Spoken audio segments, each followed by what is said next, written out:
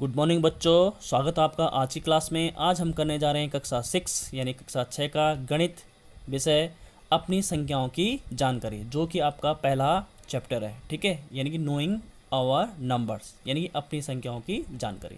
तो बच्चों, जो संख्याएं हमारे पास बेसिकली यहाँ पे हम देखेंगे, जो हमारे पास संख्या पद्धति होती है यानी जो नंबर सिस्टम होता है वो दो प्रकार का यहाँ पे होता है। जैसे आपको आपकी स्क्रीन के ऊपर यहाँ पे दिखाई दे रहा है। पहला होता है भारतीय पद्धति। क्या होता है बच्चों? भारतीय पद्धति, जिसे हम बोलते हैं इंडियन सिस्टम, यानी कि जो भारत देश में जो हमारा देश है वहाँ पे हम उसको लिखते हैं। जिस स्टाइल में हम लिखते हैं उसे हम बोलते हैं, या जिस पद्धति में या जिस सिस्टम में हम उसे लिखते हैं उसे बोलते हैं भारतीय पद्धति यानी इंडियन सिस्टम। कुछ नंबर को लिखने का तरीका बच्चों ये होता है अंतर्राष्ट्रीय पद्धति यानी इंटरनेशनल सिस्टम। इसमें बच्चों क्या होता है भारतीय पद्धति में कि जो कॉमास होते हैं उनका जो है हम विशेष ध्यान रखते हैं, और जो अंतर्राष्ट्रीय पद्धति है उसमें जो कॉमास होते हैं उनका हम वहाँ पे अलग से विशेष ध्यान रखते हैं कि हमें कैसे कॉमास को लगाना है। जैसे कि अगर मैं कहूँगा आपसे कि आपके पास एक नंबर है 25632125, ठीक है, तो इंडियन सिस्टम में आपको पता होना चाहिए कि लास्ट से यानी कि अंतिम से हम क्या करते हैं 1 2 3 को छोड़ के एक कॉमा यहाँ पे लगाते हैं। ठीक है, फिर 2 को छोड़ते हैं, यहाँ पे एक कॉमा लगाते हैं, फिर 1 2 को छोड़ते हैं, फिर यहाँ पे, यानी कि शुरू लास्ट के 3 छोड़ के फिर कॉमा, फिर 2 छोड़ के फिर कॉमा, फिर 2 छोड़ के कॉमा, ऐसा बढ़ेगा। जबकि इंटरनेशनल सिस्टम में बच्चों क्या होता है कि जैसे आपके पास एक नंबर है 45632156, यहाँ पे बच्चों क्या होता है कि लास्ट से हम क्या करते हैं 3 छोड़ते हैं, यानी कि 1 2 3 डिजिट को हमने छोड़ा, 3 नंबर संख्याओं को छोड़ा, उसके फिर यहाँ पे 1 2 3।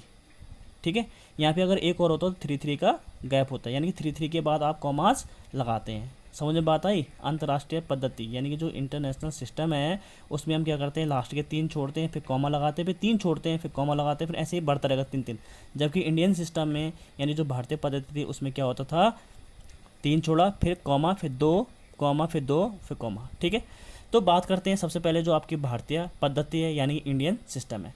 भारतीय पद्धति में बच्चों ये होता है कि सबसे पहले आपने इससे जो प्रीवियस क्लासेस थी आपकी 4th 5th में भी पढ़ा होगा। क्या पढ़ा हमने? वंस, टेंस, 100, 1000, 10,000, 1 लाख, 10 lakhs, ठीक है, 1 करोड़ एंड 10 करोड़। ठीक है, यानी कि हिंदी में बोलूँगा तो इकाई, दहाई, सैकड़ा, हज़ार, 10,000, लाख, 10 लाख, 1 करोड़ एंड 10 करोड़। समझ में बात आई? अब देखिए उसको लिखने का तरीका क्या होगा। इकाई मतलब 1, दहाई मतलब 10 यानी कि 10 हो गया। ठीक है, सैकड़ा यानी कि 100, सैकड़ा क्या होता है 100, 100 यानी कि 100 ऐसे लिखेंगे। 1 0 2 0 आएंगे 100 में। 1000 में कितने जीरो आते हैं? 3 जीरो। 10,000 में कितने जीरो आएंगे? गिनो। 10,000 में कितने जीरो आएंगे? 4 जीरो आएंगे आपके, 1 2 3 4। 1 लाख में कितने जीरो आएंगे? 1 2 3 4 5, 5 जीरो आएंगे। ठीक है, 1 लाख ऐसे लिखते हैं। 10 लाख में जब यहाँ पे 1 लाख में 5 आएंगे तो 10 लाख में कितने आएंगे? 6, एक एक बढ़ रहा है। ठीक है, 1 करोड़ में कितने जीरो आएंगे? 7, गिन लीजिएगा इनको। और 10 करोड़ में आपके आएंगे 8 जीरो। ठीक है, समझ में बात आई? तो ये आपकी भारतीय पद्धति यानी जो इंडियन सिस्टम था उसमें हम ऐसे इनको पढ़ते हैं। ठीक है, अब बात करते हैं बच्चों दूसरी पद्धति है जो आपके पास अंतर्राष्ट्रीय पद्धति यानी इंटरनेशनल सिस्टम।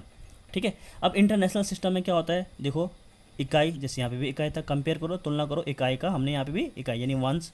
ठीक है, यहाँ पे दहाई था, यहाँ पे दहाई है यानी टेंस। ठीक है, यहाँ पे क्या है 100, हंड्रेड्स है। ठीक है, सैकड़ा, सैकड़ा आया। फिर यहाँ पे क्या है 1000, यहाँ पे भी 1000 है, मतलब 1000 लिखो चाहे नॉर्मली 1000 लिखो, कोई फ़र्क नहीं पड़ेगा, बात एक ही हज़ार हज़ार। ठीक है, इसका यहाँ पे मैं तुलना कर रहा हूँ।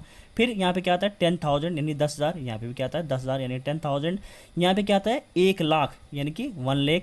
यहाँ पे क्या आता है 100,000 यानी कि 100,000। देखो यहाँ से चेंज हो गया, ध्यान दीजिएगा यहाँ पे। ठीक है, यहाँ से अलग अलग आपने लिखना है। ये आपका अंतर्राष्ट्रीय पद्धति यानी कि जो इंटरनेशनल सिस्टम है उसमें हम क्या लिखते हैं, यानी 1 लाख को मैं क्या लिखता हूँ वहाँ पे, 1 लाख को क्या लिखूँगा 100,000। ठीक है, यहाँ पे क्या आता है 10 लाख, यहाँ पे क्या लिखता हूँ मैं मिलियंस, क्या लिखता हूँ मिलियन, यानी यहाँ पे मैं 10 लाख को क्या लिख सकता हूँ मिलियन लिख सकता हूँ। किसमें? अंतर्राष्ट्रीय पद्धति में। यहाँ पे हम लिखते हैं 1 करोड़, यहाँ पे लिखते हैं हम 10 मिलियन यानी 10 मिलियंस। यहाँ पे लिखते हैं बच्चों 10 करोड़, यहाँ पे लिखेंगे हम 100 मिलियंस। तो इसी बेस पे जो आपको मैंने आज कंसेप्ट बताया है उसी बेस पे हमारा पहला क्वेश्चन है जो एक्सरसाइज 1.1 का वो बेस्ड होगा। तो चलिए बढ़ते हैं क्वेश्चन नंबर 1 की ओर। तो बच्चों पहला क्वेश्चन आपके पास रिक्त स्थानों को भरिए। ठीक है, फिल इन द ब्लैंक्स। तो पहला है आपके पास 1 लाख। ठीक है, यानी कि 1 लाख बराबर डैश 10,000, 10 10,000। ठीक है, समझ बात आई कि आपको आपसे पूछा जा रहा है कि 1,00,000 में कितने, यानी कि यहाँ पे आपने भरना है कितने, 10,000 होते हैं। समझ बात आई, कोई बड़ा क्वेश्चन नहीं है बच्चों, ध्यान से आपने करना है। 1,00,000 में कितने, 10,000 होते हैं, तो यहाँ पे आपने भरना। देखो मैं आपको बताना चाहूँगा इसका हल है जो, यानी उत्तर हम लिखेंगे पहले का ए पार्ट है। आपको पता है 1,00,000 कैसे लिखते हैं, जरा गिनिए। 1,00,000 में कितने जीरो बताए थे मैंने अभी आपको, 5 जीरो बताए थे। 1 2 3 4 5 इक्वल टू कितने, यानी कि यहाँ पे डैश 10,000, यानी कि 10,000 कैसे लिखते हैं, 10,000, यानी कि 1 2 3, 10,000 में 4 जीरो होंगे ना, देखो गिनो, इकाई दाई सैकड़ा हज़ार, 10,000 हो गया। अब आप यहाँ पे बच्चों तुलना करिए, यहाँ पे कितने जीरो हैं, 1 2 3 4 5, और यहाँ पे कितने जीरो है, 1 2 3 4, कितने जीरो है, 4। यानी कि बच्चों आपको यहाँ पे इन दोनों को इक्वल करने पे, यानी इक्वल करना है मुझे, तो इसका मतलब यहाँ पे 5 जीरो है, यहाँ पे 4 जीरो, तो इसका मतलब यहाँ पे आपको किसकी कमी पड़ रही है, 1 जीरो की। यानी कि 1 जीरो को आप क्या लिखेंगे, 1 जीरो नहीं लिखेंगे उसको, 1 जीरो मतलब 10, 1 जीरो मतलब 10। ठीक है, यानी कि देखो ना यहाँ पे, अगर आपको ये दोनों इक्वल करने हैं तो आपको यहाँ पे 10 का गुणा करना पड़ेगा, नहीं करना पड़ेगा, तभी तो 5 जीरो आएंगे। अब 10 का गुणा इसके साथ होगा तो कितना आएगा, देखो कितने जीरो हो जाएंगे, 1 2 3 4 5, और यहाँ पे भी 1 2 3 4 5, तो ये बराबर हो जाएंगे। इसका मतलब यहाँ पे हम लिख सकते हैं 1,00,000 बराबर 10,000। ठीक है, क्या लिख सकते हैं, 1,00,000 बराबर 10,000। समझ में बात है। अब चलिए इसका बी पार्ट पढ़ते हैं। देखो बोला 1 मिलियन, ठीक है, तो आपको पता है कि 1 मिलियन किसके बराबर होता है, 10 लाख के बराबर। एक में यहाँ पे मैं लिख लेता हूँ, 1 मिलियन किसके बराबर था, अभी मैंने आपको जो टेबल बताई थी, 1 मिलियन किसके बराबर आ रहा था, 10 लाख के बराबर। किसके बराबर आता है, 10 लाख के बराबर।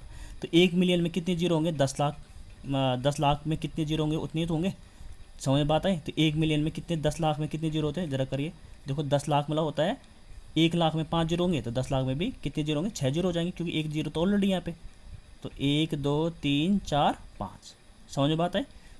ठीक है, ये देखो कितना हो गया, जब गिन लीजिए इसको, वहाँ इकाई दाई सैकड़ा हज़ार 10,000 लाख 10 लाख, यानी कि 10 लाख हो गया है, या 1 मिलियन हो गया, बात एक ही है। इसमें बोला कितने 100,000 होंगे, कितने 100,000 होंगे। ठीक है, तो कितने 100,000 होंगे इसमें बताओ, 100,000 यानी कि 100,000 का मतलब 3 जीरो। ठीक है, अब यहाँ पे तुलना कर लीजिए कितने जीरो है यहाँ पे, 1 2 3 4 5 6, यहाँ पे कितने जीरो है आपके, 1 2 3 4 5। इसका मतलब यहाँ पे भी 1 जीरो की कमी है। जब मैं 1 जीरो और लगाऊंगा तभी तो इक्वल हो जाएंगे। तो इसका मतलब यहाँ पे मैं लिख सकता हूँ 10, 1 जीरो मतलब 10। ठीक है, जैसे यहाँ पे भी 1 जीरो कमी थी तो मैंने 10 का गुणा किया, 10 का मल्टीप्लाई किया, तो यहाँ पे भी अगर आप 10 का मल्टीप्लाई करोगे तो दोनों के क्या हो जाएंगे, सेम, जितने जीरो यहाँ पे उतने जीरो हो जाएंगे। तो यहाँ पे आ जाएगा आपका 10, यानी कि 1 मिलियन में कितने होते हैं, 10 100,000 होते हैं। अब बात आती है बच्चों, थर्ड है जो आपके पास क्वेश्चन, 1 करोड़। 1 करोड़ में कितने 100 लाख होते हैं। तो पहले 1 करोड़ में कितने जीरो होते हैं, आपको अभी भी टेबल बताई थी मैंने। 1 करोड़ में कितने जीरो होते हैं, चेक करो कितने जीरो हो सकते हैं 1 करोड़ में। देखो इकाई दाई सैकड़ा हज़ार 10,000 लाख 10 लाख एंड करोड़। तो इसका मतलब कितने जीरो हो गए, 1 2 3 4 5 6 7, यानी 1 करोड़ में कितने जीरो हो गए, 7। तो 1 करोड़ में कितने 100 लाख होंगे, देखो कितने 100 लाख बोल रहा हूँ, 100 लाख। तो 100 लाख का मतलब क्या हुआ, चेक कर लीजिए आप। 100 लाख को मतलब क्या लिख सकता हूँ मैं क्या लिख सकता हूँ, 100 और लाख में कितने जीरो होते हैं, 5। यहाँ से 5 जीरो लगा लो, 100 तो ये है ना, 100 तो ये आएगा, और लाख मतलब 5 जीरो।